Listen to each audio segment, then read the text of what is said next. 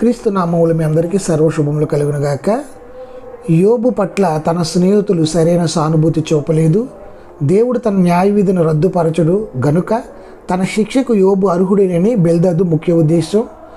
యోబు పాపం చేసే ఉంటాడు, అతని పిల్లలు కూడా పాపం చేసి ఉంటారు, అందుకే వారు చనిపోయారని బిల్దదు బహు క్రూరంగా ఊహించాడు. యోబు పాపం చేశాడు గనుక సర్వశక్తుడకు దేవుణ్ణి బ్రతిమలాడుకోవడమే అతడు చేయవలసిన పని.